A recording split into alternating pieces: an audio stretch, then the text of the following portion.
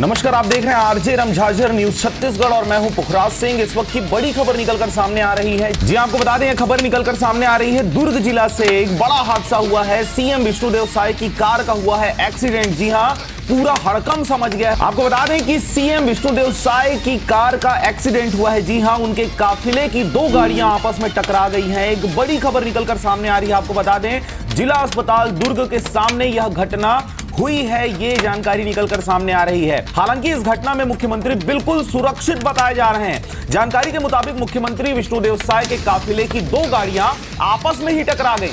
जी हां, अचानक से गाय के सामने आ जाने से यह घटना।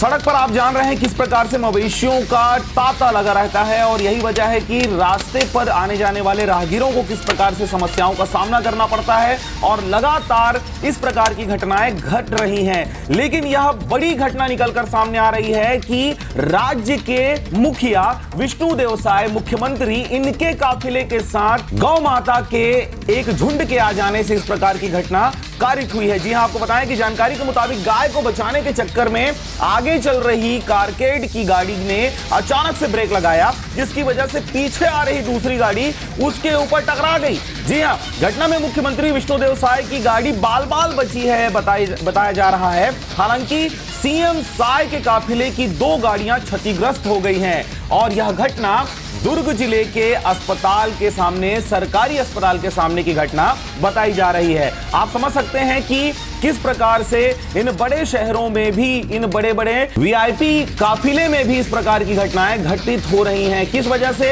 मवेशियों के सड़कों पर बैठने से या अचानक से सामने आ जाने से। आप समझ सकते हैं कि लगातार भूपेश बघेल की सरकार किस प्रकार से मवेशियों के लिए ठिकानों की तलाश कर रही थी, गौठानों का निर्माण करा रही थी। लेकिन बघेल सरकार के जाने के बाद जब विष्णुदेव साय की सरकार आ गई तो मंत्री जो हैं वो अमेरिका जा रहे हैं सड़कों का जायजा लेने, सड़कों को और ही टेक्निकल बनाने के लिए, सड़कों को और ही ज्यादा सुरक्षित बनाने के लिए। लेकिन इन मवेशियों का क्या? मवेशियों के बारे में यह सरकार अभी तक कोई बड़ी निर्णय या बड़ा निर्णय नहीं ले पाई है। तो क्या ऐसी स्थिति में लगातार इस प्रकार के हादसे होते रहेंगे? अब जब मुखिया के साथ इस प्रकार का एक्सीडेंट हो गया है तो अब क्या सरकार के द्वारा कोई बड़ा निर्णय लेते हुए इन मवेशियों के ठिकानों की तलाश की जाएगी? तो देखने वाली बात होगी। फिलहाल इस वीडियो में इतना ही। आप देख रहे थे आरजे रमझाझर न्यूज छत्तीसगढ़। मैं था पुखराज सिंह। चैनल को सब्सक्राइब करें, खबरों को ज्यादा से ज्यादा शेयर करें। नमस्कार।